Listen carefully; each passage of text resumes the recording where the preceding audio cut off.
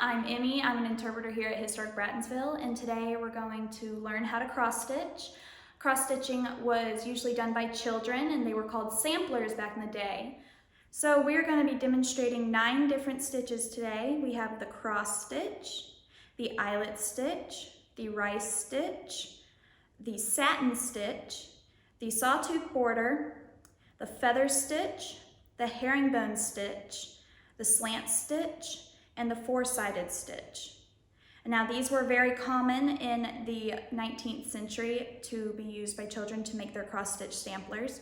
So we are going to start with the cross stitch, and it's a simple little method. You take your little Ada cloth and you stick your needle in one of the holes, you pull it out all the way, and you make a little X. So you'll take it and you'll go slantwise, and then you'll take it and put it in the other hole that is right on top of it and make an X with it.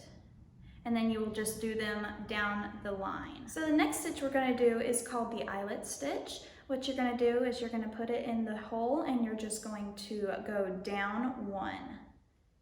And so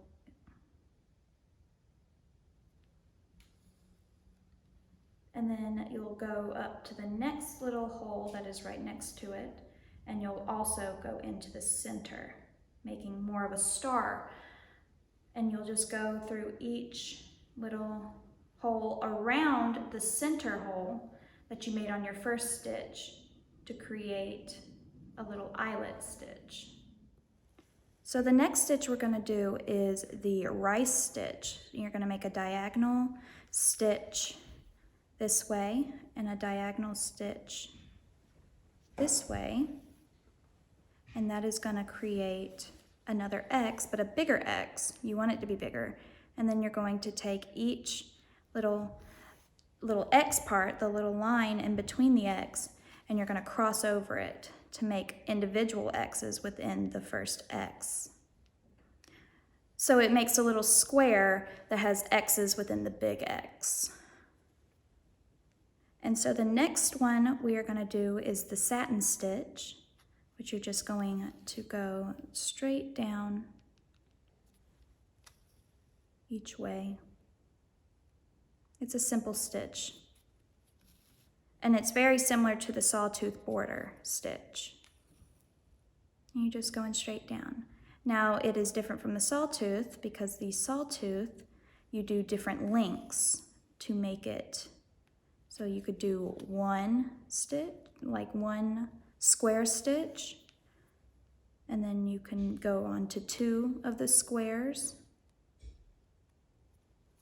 and however long you would like to continue to do it, that makes it that different length all the way down. Another stitch we're going to do is the four-sided stitch, and it's basically just making a square with your thread, and you usually, once you make the first full square, you can use one of the sides of the first square to build onto the next square.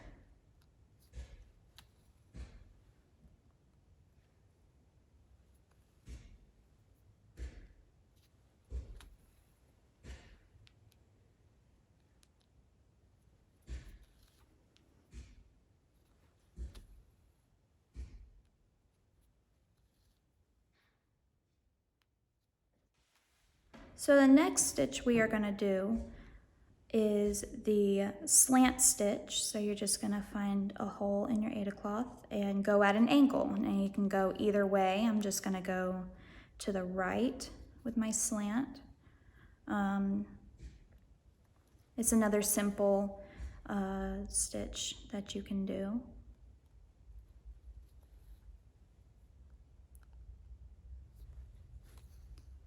And then another stitch is called the herringbone stitch, and you make a big slant right here, like you did with your slant stitch.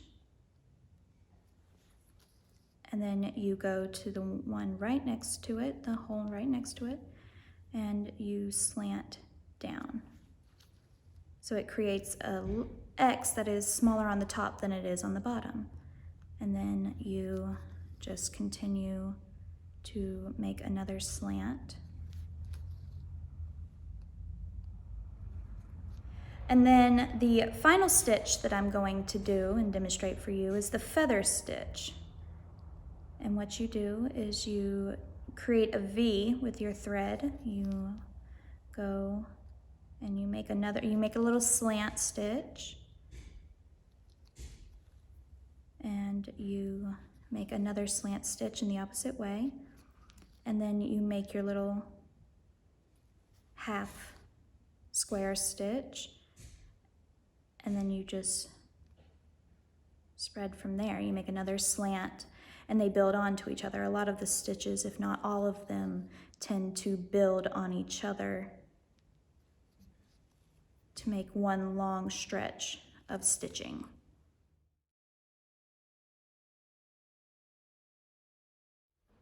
All right, so with these stitches that we have learned today, you will be able to make your own sampler. I am starting one right here.